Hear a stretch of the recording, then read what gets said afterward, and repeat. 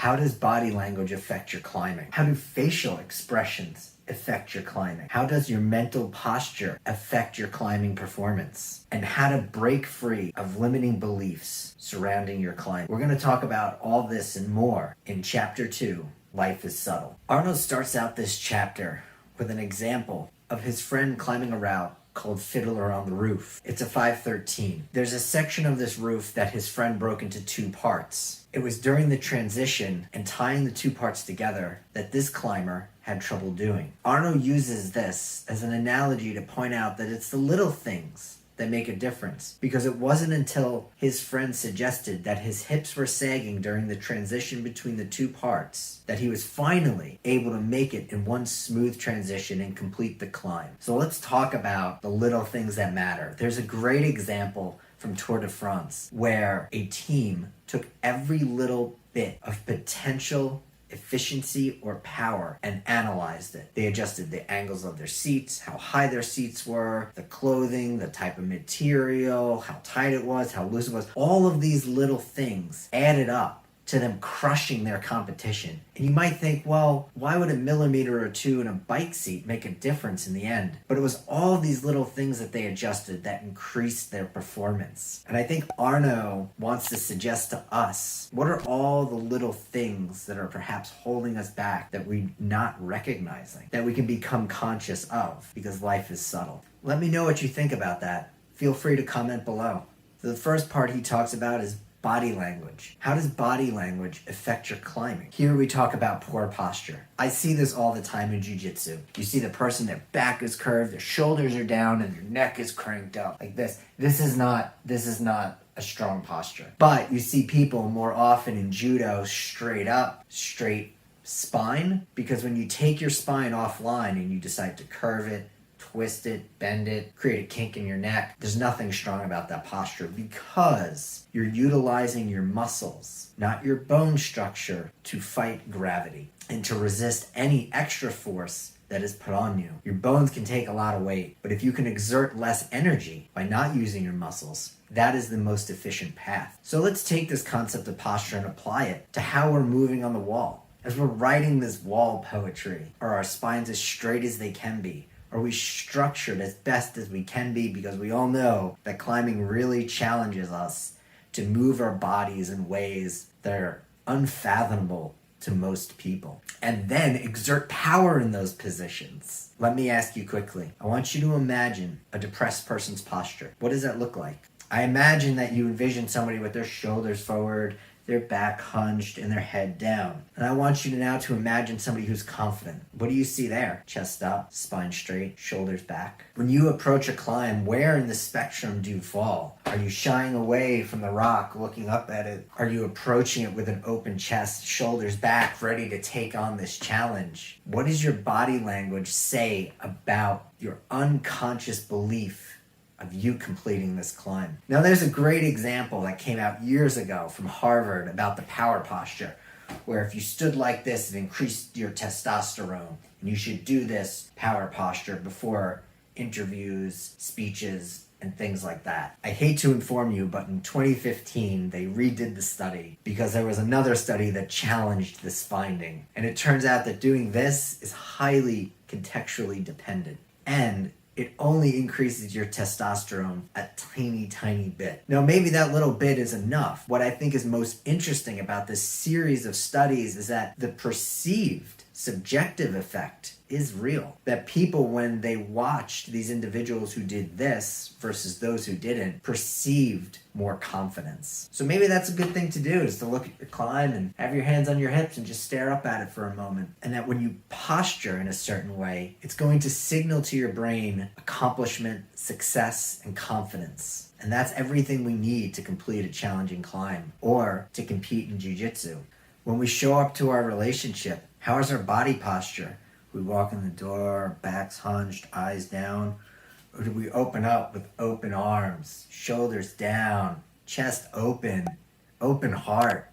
How do we show up? Arnold goes on to talk about soft eyes. What I think is fascinating about this concept is that we now know that there are different types of eye movement. And to sum it up really easily, Your eye is made to track objects in different ways. So when you focus on a specific object, it's going to track it. But when you use soft eyes, you can see movement without focusing on it. And this is extremely helpful, especially in jiu-jitsu competition, because if all I'm focused on are their hands in front of me, I'm missing the torsion of their hips. If I'm climbing up a rock and I'm only looking at one crack to hopefully get some pro in, I may be missing a more obvious spot to place some gear. So he talks about using soft eyes to see more of the world. He talks about facial expressions and how do those affect your climbing. We often go up to these climbs and during the crux we're grimacing, we're straightening our faces and doing all this stuff because it's hard. But what if we forced a smile on ourselves instead? What would that tell our brain? And Arno suggests that grimacing and making faces that could be perceived as angry or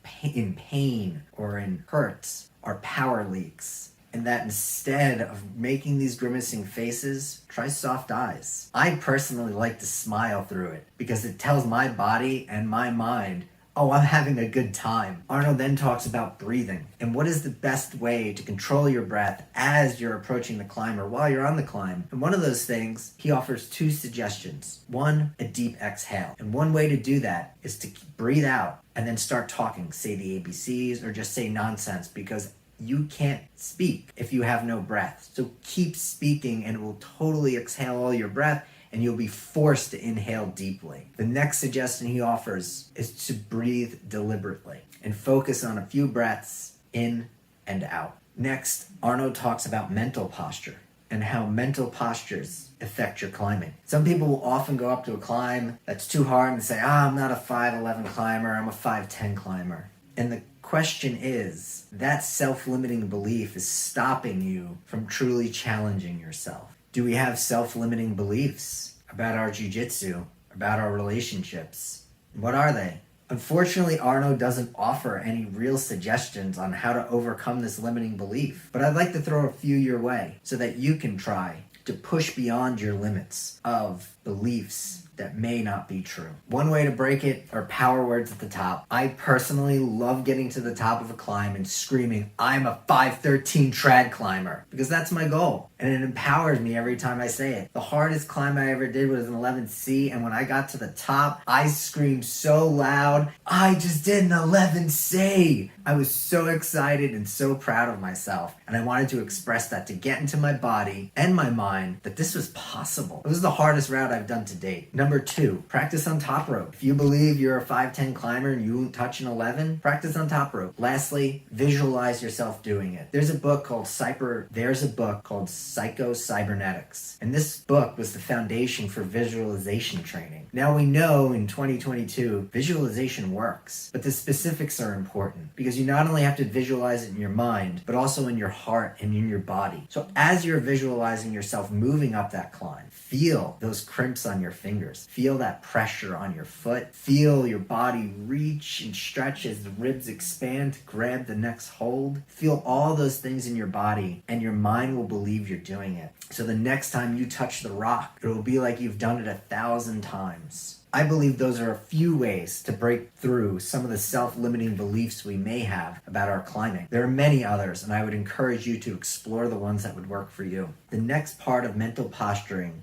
is speaking deliberately. There's a great study that came out in the early 2000s where they took a couple of students and had them do putt-putt. And they said, don't hit the ball to the left, because they could measure the angle and degree at which they hit the ball to the left. They had another group that said, hit it to the right. And that wasn't enough. They did it again with a pendulum. And they said, don't move the pendulum to the left. And then they said, move the pendulum to the right. Hold it still. So they could truly measure how much of an influence saying knots had. And as it turns out, your brain doesn't understand knots. Don't think of a pink elephant. Of course we think of a pink elephant, because that's what the brain does. How does this relate to climbing? Don't fall. Don't miss that hold over there. Don't forget to place some protection over there. Whatever it is, just take don't and not out of your vocabulary and reframe those sentences into the positive. And a great way to do that, an example he offers, is someone saying, oh, my arms are too short for this climb. But rather than complaining and leaking our power to something out of our control, if we ask the question, how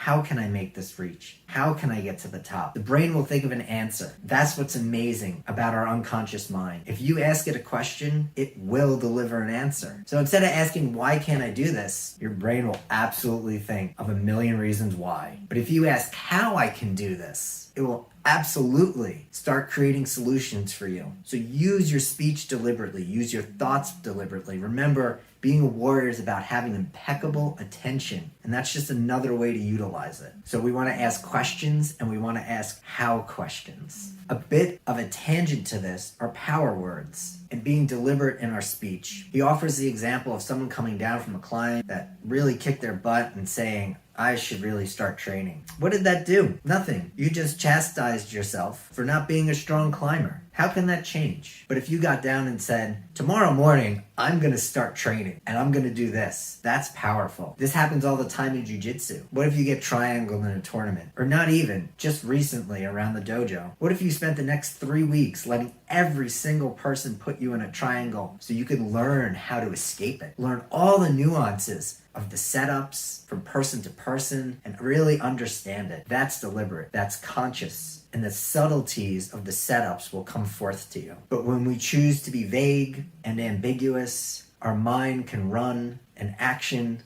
is less likely to follow. At the end of this chapter, he mentions the theme is centering yourself. And I believe all these suggestions he offered help do that. How do you center yourself in your body language? To be the real you. How do you center yourself in your mental posturing? To be a better climber and be the real you. How do you center yourself in your facial expressions to bring out the best climber that you can be? Because when you are centered, when you are straight, when your spine is strong, when you are structured, we can perform our best. Thank you very much, guys. I'll see you next time.